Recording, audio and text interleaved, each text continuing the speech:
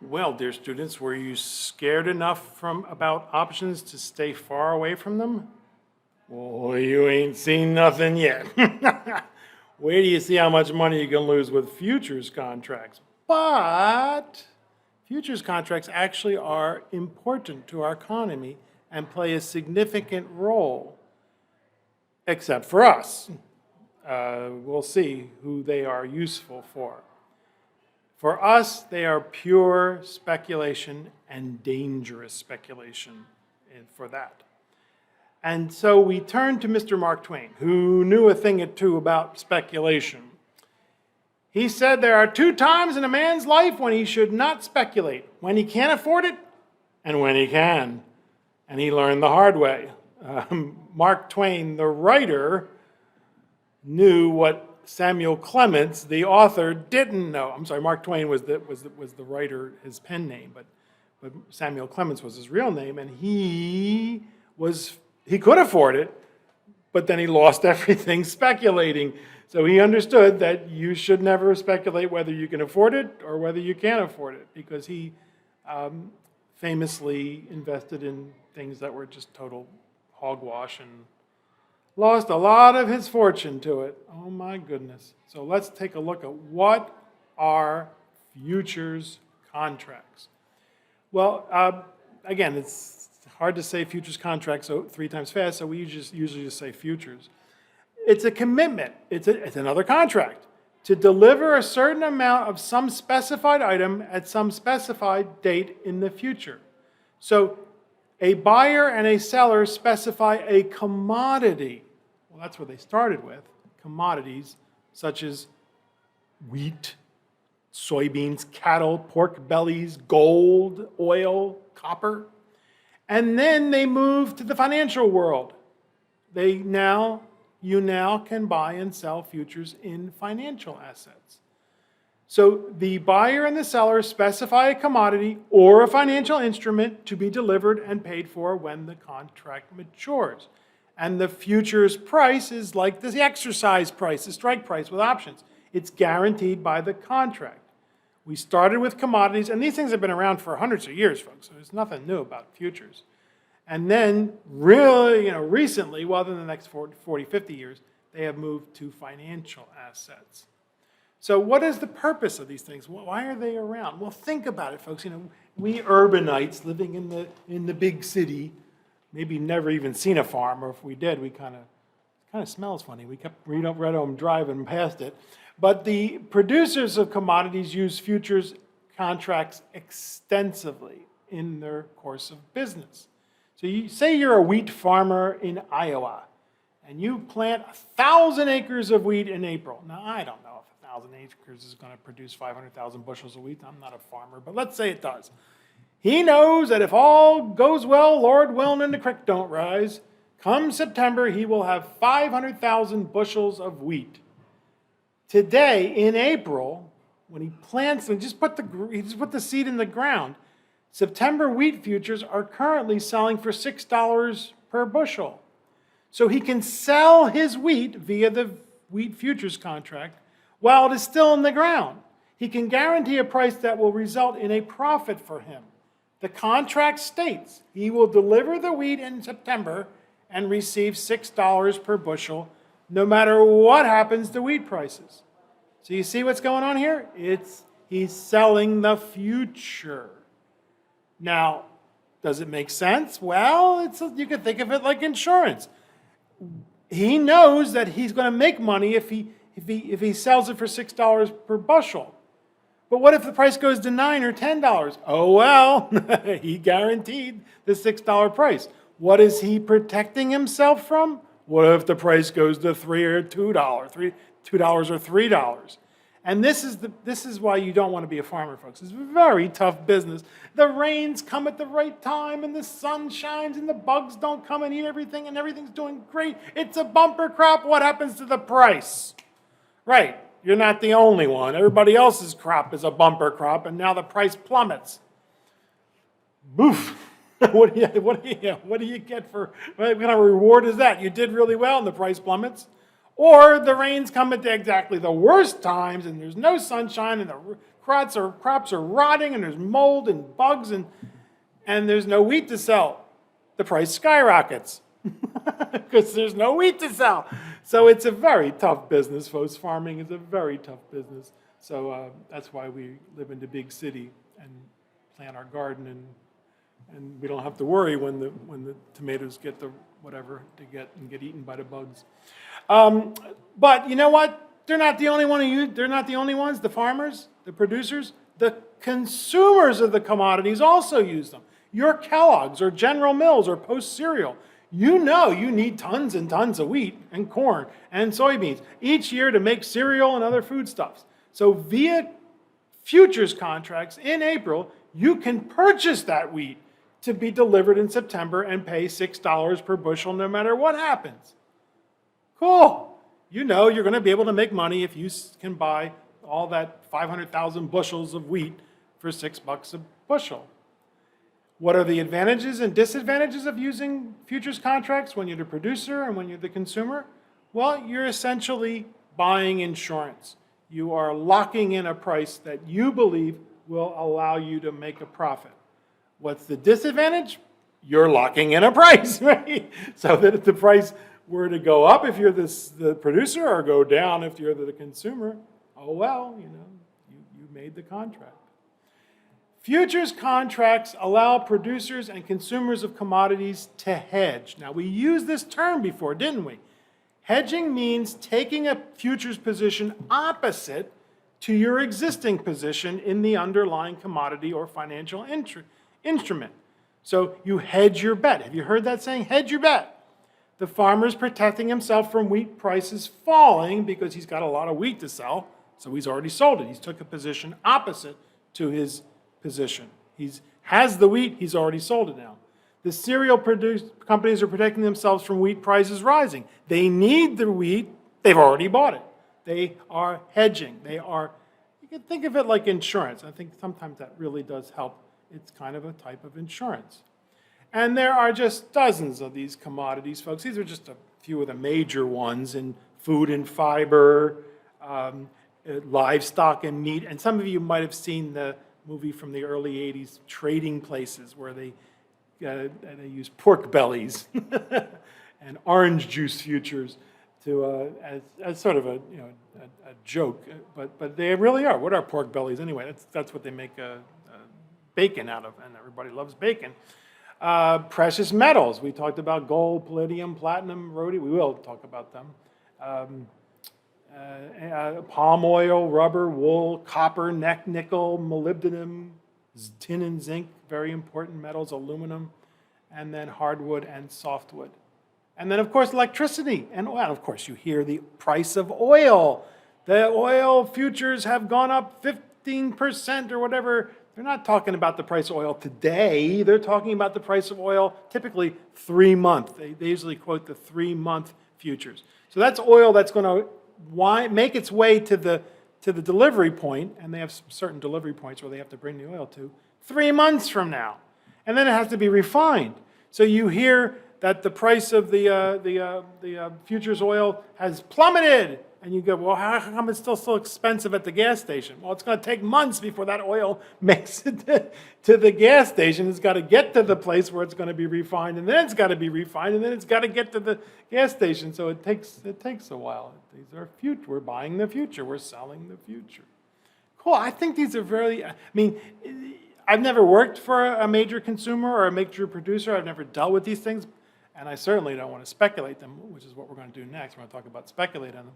But they certainly are fascinating when you think about it, because, we live in this little bubble, we live in a little home, we don't think about the larger issues in the economy, but they're there, and you may get a job, who knows, you might get a job in rapeseed, whatever that stuff is, buying and selling the futures for a producer of rapeseed or a consumer of rapeseed. What are financial futures? Well, the financial world adopted the technique of futures contracts to financial assets, treating financial assets like commodities. Financial futures contracts work similarly to commodities futures contracts. But instead of wheat and corn and soybeans, you're now buying and selling currencies, or interest rates, or stock and bond indices. I will deliver $25,000 worth of British pounds to you next April. Or I will purchase $10,000 worth of the Standard & Poor's 500 stock index from you next August. You see what's going on here? They're looking at stocks as a bushel of wheat. And it can be very useful. It can be very useful. For those working in the world of finance, and especially the world of international business, these can be very useful tools. A car manufacturer knows that it will need 50,000 engines. Here in the United States, a car manufacturer buys their engines from Japan next October. So they can buy a currency future for $20 million worth of Japanese yen payable in October, right? So they don't need it for several months, next October. So they buy the currency future so that they can lock in the dollar to yen conversion rate. This protects the manufacturer from the adverse currency fluctuations. For example, the dollar falls relative to the yen, and if it falls substantially, now it's not $20 million. Now they have to come up with $27 million or whatever. How many zeros go after the big number? But so you see how they're protecting themselves? Now what happens if the dollar gets stronger? Oh well, they bought insurance they didn't need. But that's the world of futures, financial or commodities. Can anyone purchase futures? Lucky you! You don't have to work in either the commodities world or the financial world to buy and sell futures contracts. If you buy and sell futures contracts, you can be a speculator.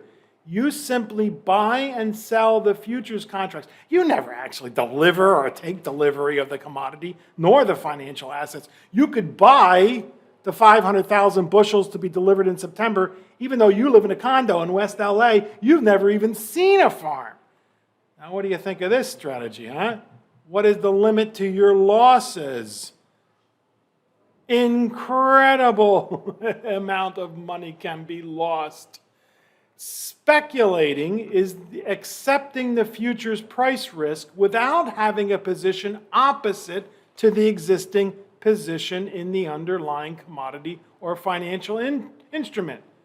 You sold the wheat as a farmer, but you had the wheat in your ground, in your farm. It's going to come up, and you're going to sell it.